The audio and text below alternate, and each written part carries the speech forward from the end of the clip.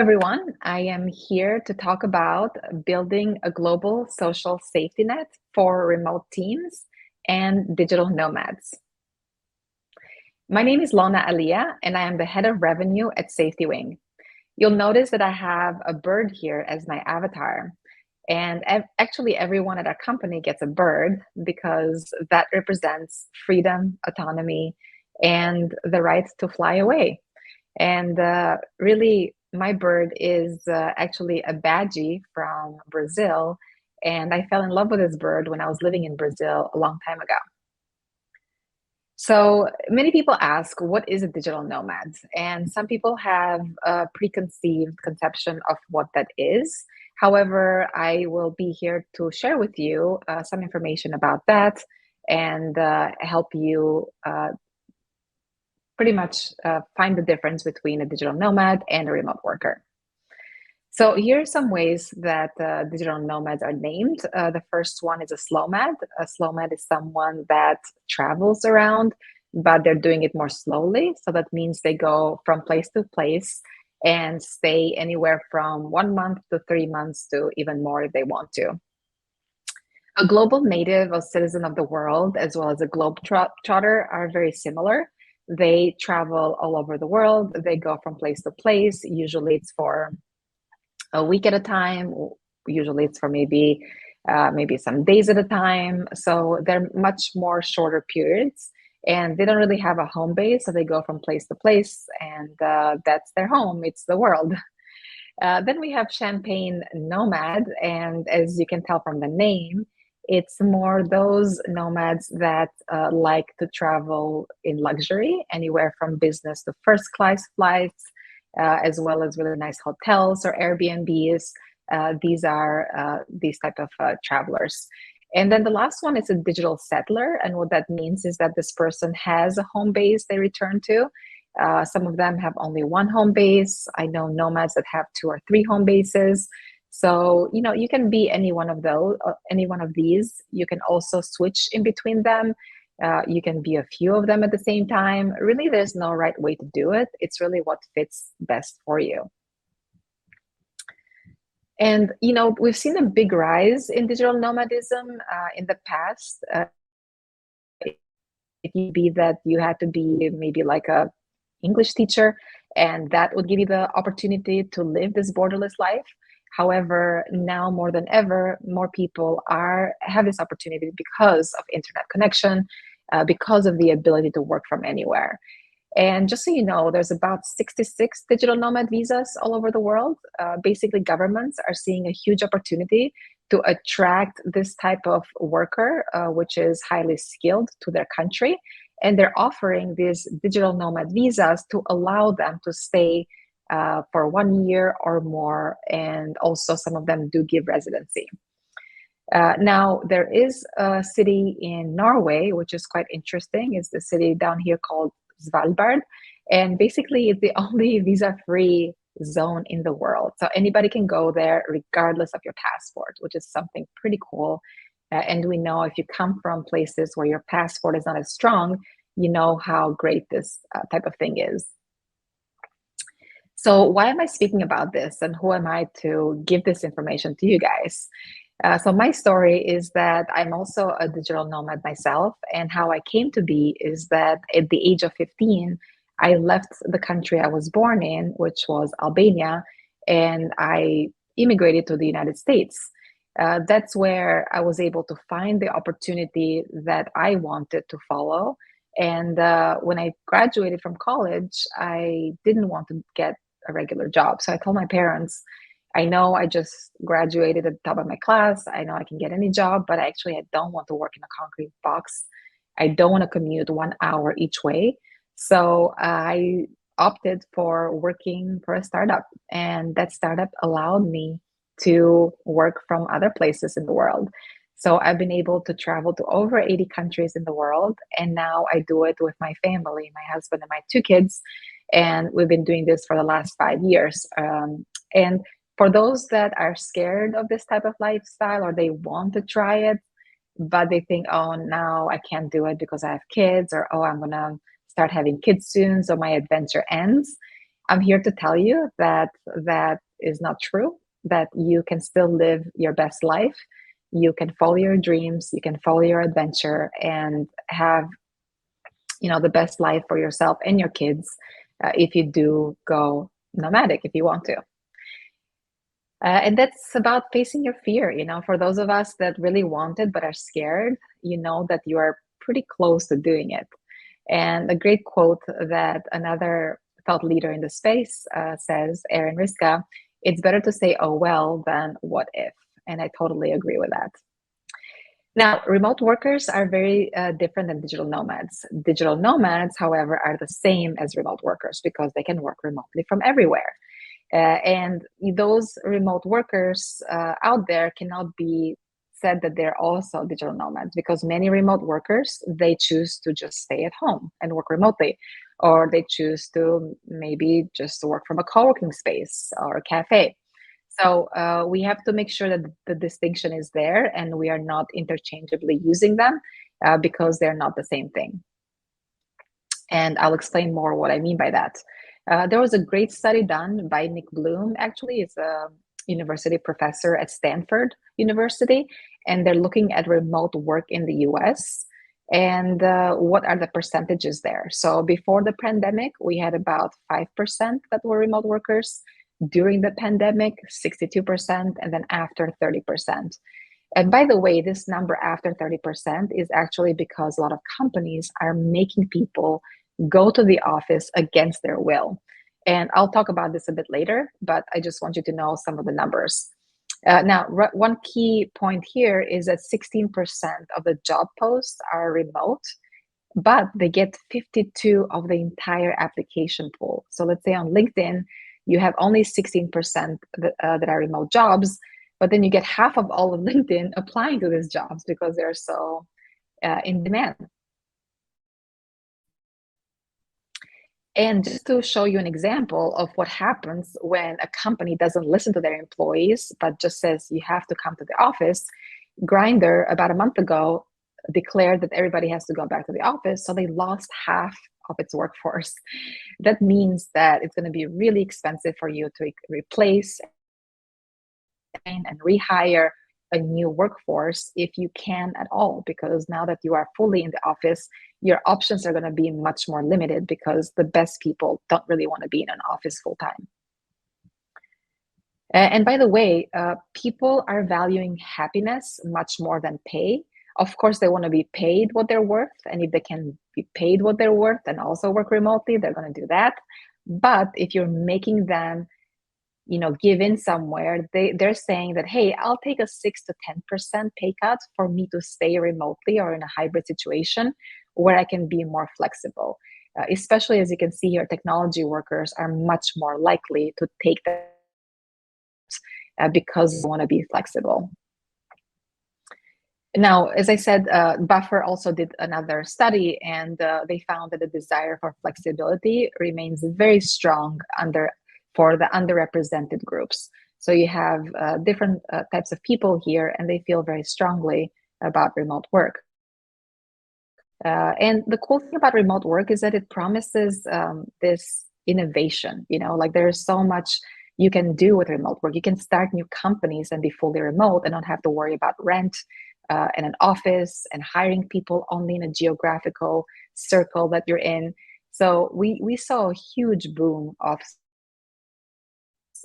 during the 21 and 22 years for really building remote companies. And actually we saw what happened in 2008 with a financial crisis. Some of the best companies were created then. So think of Airbnb, think of Dropbox, think of some really great Y Combinator companies I'm also part of that were created during that time. And also what this means is that more products are going to be produced for the remote companies and the remote workers. So that's so cool to be living in this age where you have so many startups solving problems that remote hybrid teams have. And here are some benefits that you can experience for working remotely. These are, again, the sources from Buffer on the remote work state. And you can see that, most people said, hey, flexibility is in how I spend my time is super important to me. I have more time to commute. I have flexibility where I choose to live. It's better for me financially. I want to choose my location, ability to focus on deep work. So this is like really important to take into consideration when you're thinking, should I let my people be, remote, hybrid, or in office? Of course, there's struggles that I see with remote work. Some of it is loneliness. I stay home too much. How do I stay motivated? I don't have, not being able to unplug. And the cool thing is that there's solutions around this stuff. So there are ways that you can solve for those shortcomings of remote work. For you don't have to, say, oh, throw in the towel, I can't do this, right? There's so many great companies that have been doing this remotely. Think about GitLab, it's a public company. Think about Automatic. It's also a huge company that's been around for, I want to say, at least 15 years. So really successful. Think of WordPress, that's what Automatic owns. So here's just some solutions for combating some of those shortcomings. Remote work will take a bit more discipline depending on who you are.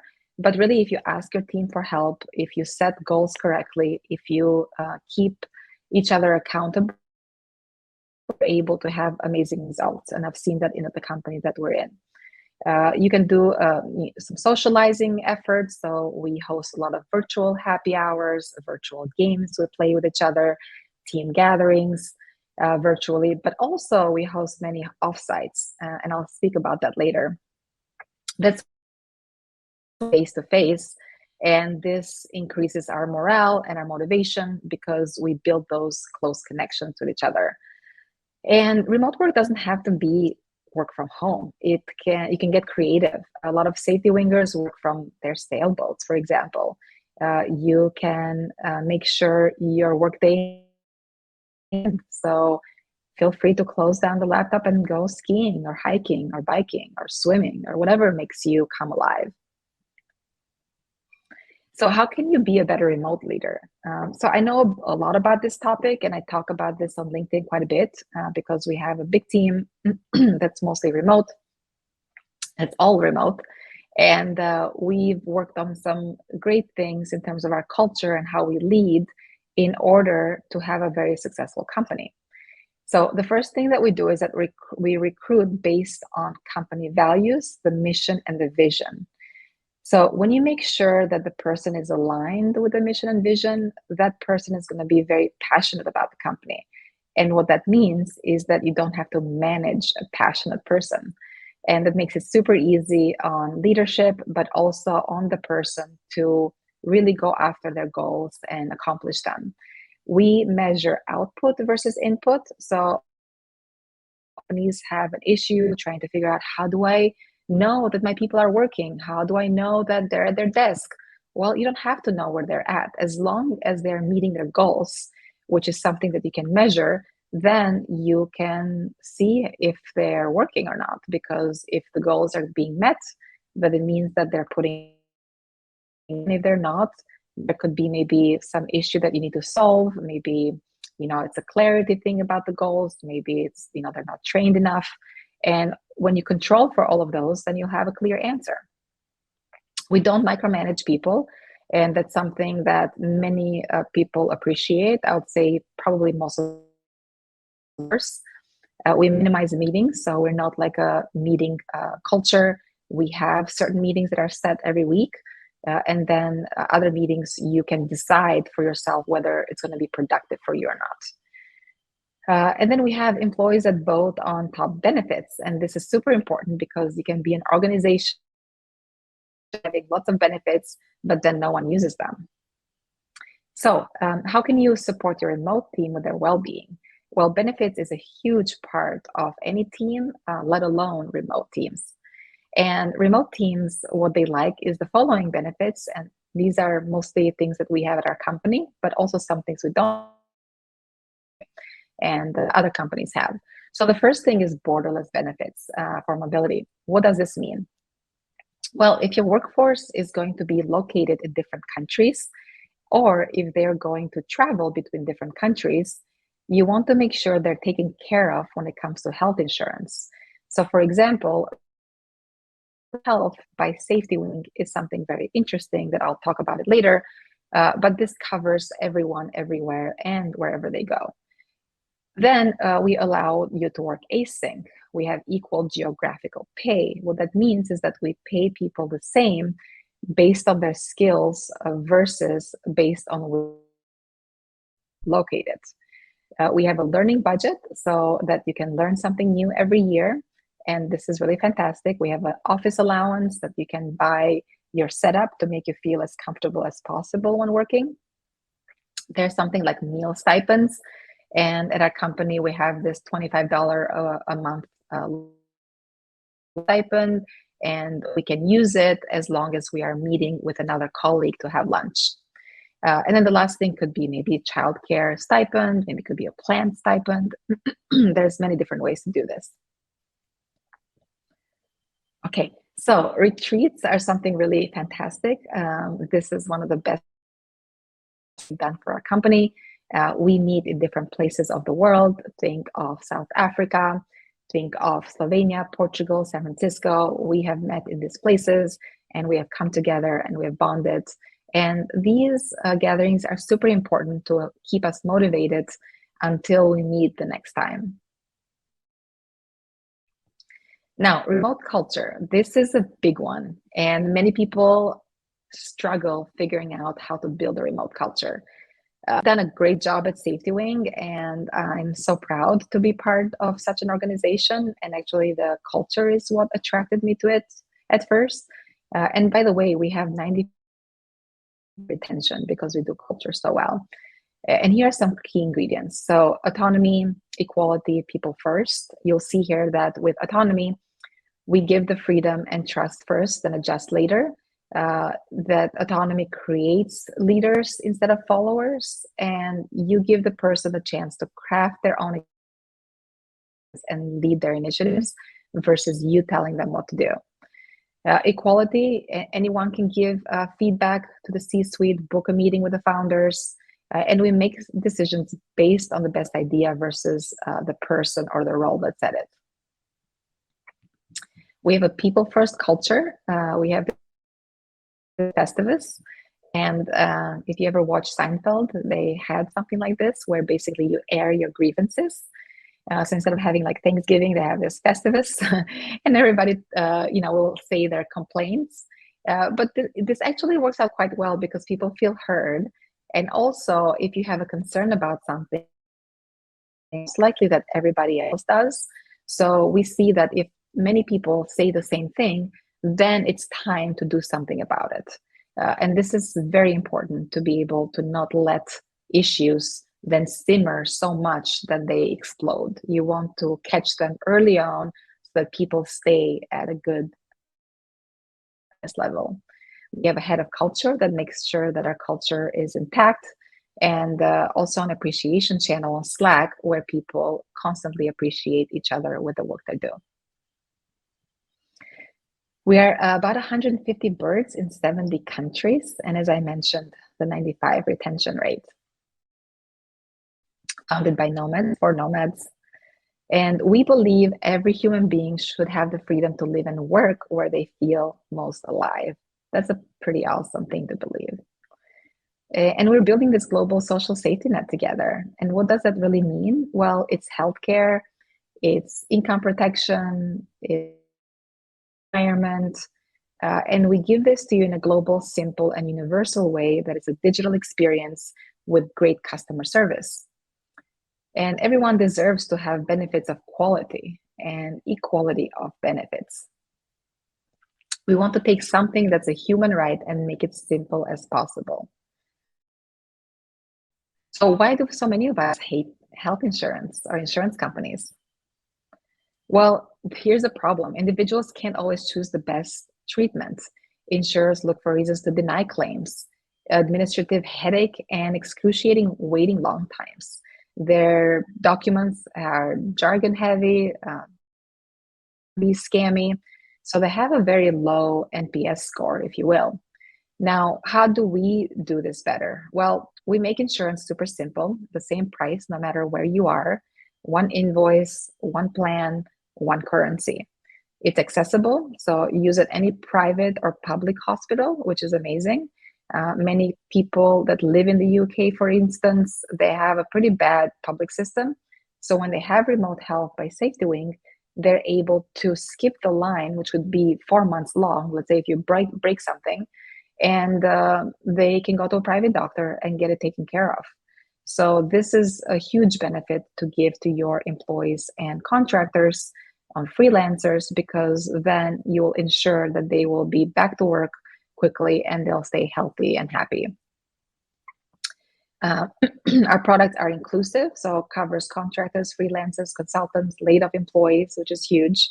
And also it's global, so you don't have to procure health insurance country by country. You get one plan and it covers you in 175 plus countries. It's easy to manage. We have this excellent dashboard where admins can add and remove people. They can add and remove dependents. They're able to do claims there, and our claims are pretty amazing. We just came out with the latest version where you get paid maybe at 1/10 of the time it usually takes you with regular insurance companies. So we have a great Trustpilot score, and I'll show you that later. But here are some price age bands that you can see in terms of what are standard, premium, and premium plus maternity costs. And you'll see based on your age where you fall over here. Our Trustpilot reviews are 4.2, and you'll see that the human touch is really what people love about us, our customer service. We have real people that work 24/7, and you'll get an answer within 1 minute, as you can see here. Replied within a minute, quick 1 minute, just a matter of seconds. So you can imagine how long it takes you to get a hold of some kind of a health insurance company. You'll call them, they won't pick up. Whereas with us, you can just go to our website, type a question, get an answer in a minute. And it's not done by a bot or ChatGPT. It's basically all people. Now, we've been very lucky to work with some of the greatest companies out there, and we've been able to be featured in Forbes, in New York Times, Business Insider, and have some great customers that we really have helped out with health insurance globally. That's about it. So thank you so much for your time. If you want to, please reach out to me on LinkedIn. Add me there, Lona Alia on LinkedIn. If you want to book a demo with our product team, please go ahead and scan this QR code and you'll be able to do so. We have some fantastic webinars that we also host every month. So you can sign up for those. I'm happy to send you the link, or you can go on our website and check out our webinar hub page. I thank you so much and have a great day.